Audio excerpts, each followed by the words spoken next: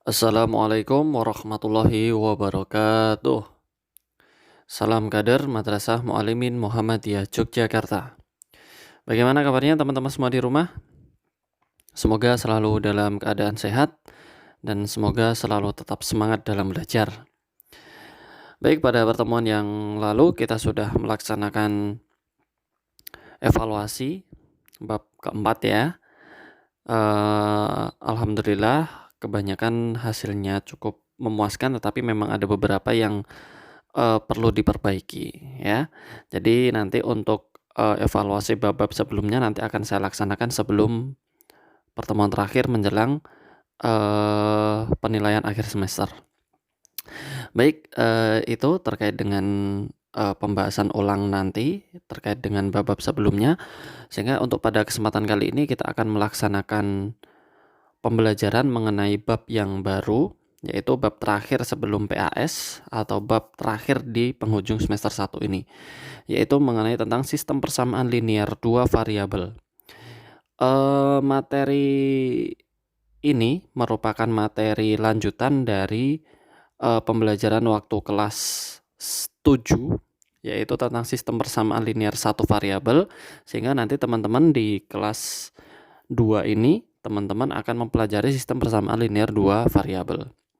Baik, tanpa berlama-lama akan saya sampaikan tujuan dari pembelajaran kali ini ya. Untuk tujuan pembelajaran SPLDV ya, setelah nanti teman-teman mempelajari materi SPLDV ini atau sistem persamaan linear dua variabel, maka teman-teman diharapkan mampu untuk yang pertama menentukan bentuk umum persamaan linear dua variabel ya. Jadi nanti ada bentuk umum yang harus teman-teman pahami atau konsep awal dari persamaan linear dua variabel. Kemudian yang kedua, menentukan penyelesaian sistem persamaan linear dua variabel. Nah, nanti di sini kita akan mulai mempelajari metode-metode untuk menyelesaikan di dalam SPLDV. Dan yang ketiga, menyelesaikan permasalahan kontekstual dengan menggunakan sistem persamaan linear dua variabel. Ya, nanti untuk yang tujuan yang ketiga ini lebih ke bentuk penerapan di dalam kehidupan sehari-hari gitu ya. Nah, berkaitan dengan tujuan pembelajaran kita, maka untuk materi pembelajaran yang akan kita lalui yaitu yang pertama mengenai bentuk umum sistem persamaan linear dua variabel. Kemudian setelah kita mempelajari bentuk umum konsep dari SPLDV, maka setelah itu kita masuk pada penyelesaian sistem persamaan linear dua variabel ya, yang metode-metode yang sudah saya sampaikan tadi di awal di tujuan. Kemudian yang terakhir itu merupakan penerapan sistem persamaan linear dua variabel. Nah, perlu teman-teman pahami nanti untuk materi SPLDV ini akan lebih banyak menggunakan bentuk atau cerita di dalam kehidupan sehari-hari gitu ya. Baik, untuk mencermati sebagai pengantar SPLDV maka cermati kasus berikut. Baik, untuk kasus 1 di sini ada teks. Untuk keperluan pesanan meja dan kursi, Pak Anton membutuhkan beberapa potong kayu untuk pembuatan meja dan kursi. Pak Anton harus membeli beberapa potong kayu, kemudian membeli sebanyak 4 potong dengan harga 640.000. Nah, di sini untuk kasus yang pertama ini merupakan kasus dasar yang akan mengantarkan teman-teman untuk menuju ke persamaan linear dua variabel. Kalau kita analisa terlebih dahulu, 4 potong kayu dengan harga 640.000. Nah, kalau kita perhatikan di sini, maka di sini hanya ada sebuah variabel atau hanya ada satu variabel. Variabelnya apa? Variabelnya itu merupakan kayu, ya. Sehingga ketika kita bawa ke dalam bentuk aljabar, kayu di sini saya ganti dengan variabel X, maka persamaan ini akan menjadi 4X sama dengan 640.000. Gitu ya. Sehingga nanti ketika teman-teman diminta untuk berapa harga setiap potong kayu ya, atau berapa nilai X dari persamaan tersebut, maka teman-teman bisa menjawabnya yaitu X nilainya sama dengan 160.000 gitu ya.